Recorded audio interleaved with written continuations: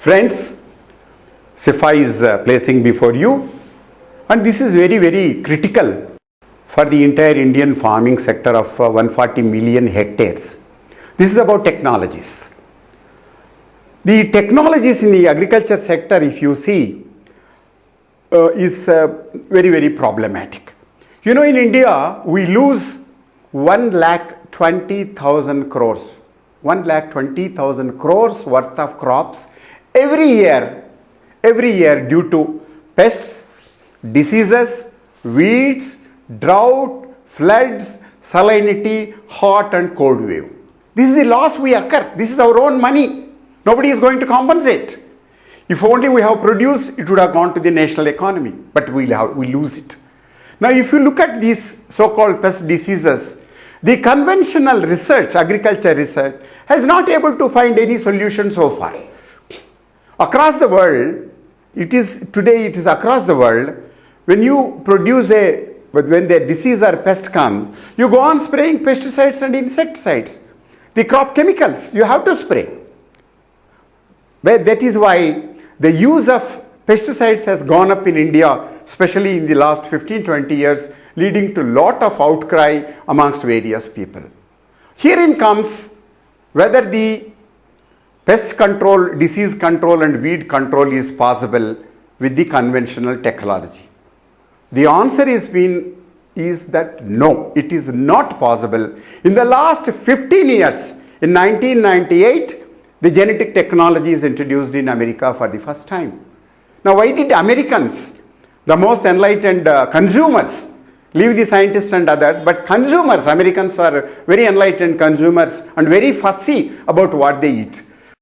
But in America since 1998, they have been producing soya bean, maize, mustard, sugar beet, papaya and many other products, and they have been consuming.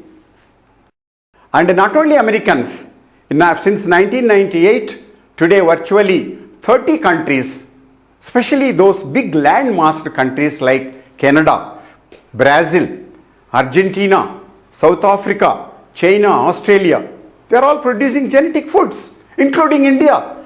We have been eating and producing genetic cotton and eating genetic soya oil, genetic oil for the last 12 years. Now it's produced in 30 countries, millions and millions of tons, and it is used in 20,000 products. In America, every product is genetic product. There is nothing non-genetic. Then the Europeans themselves are eating genetic food. Almost every year 60 million Europeans go to America as tourists. They eat genetic food there. And they also import lot of meat and other products, genetic products from Brazil, Argentina and America. They consume. Rest of the world, there is nothing to say. In Japan, everything is genetics.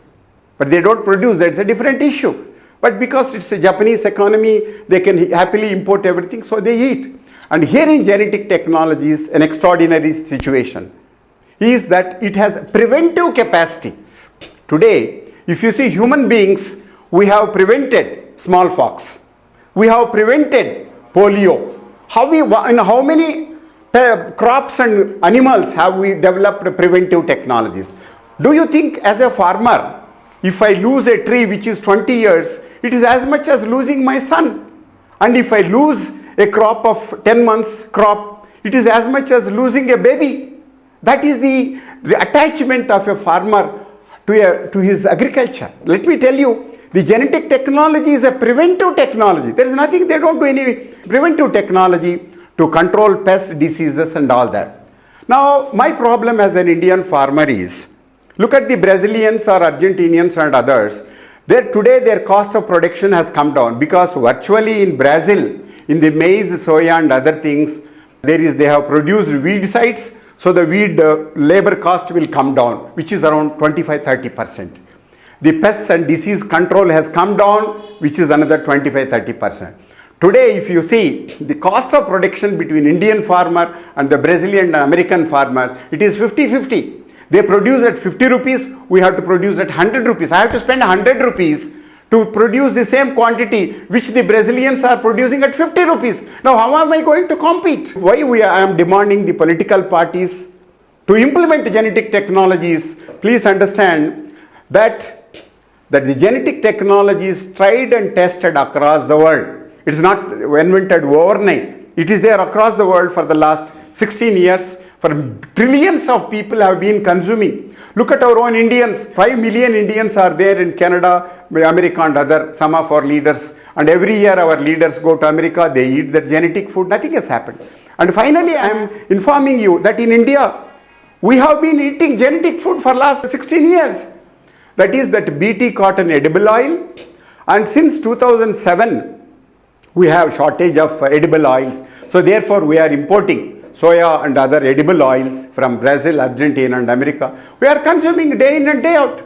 And the ready foods are available in every departmental store across the country. So my appeal to leaders is, please allow genetic technology research and its usage by the farmers, because we can produce more food in less land at lesser cost and make it available to the consumer at low price. And my appeal to those of you, the intellectuals, NRIs, scientists and others is, please study this subject. It is basically for my farmers, for my people and for the national economy. Thank you. Kindly write to the leaders about your observations. Thank you very much.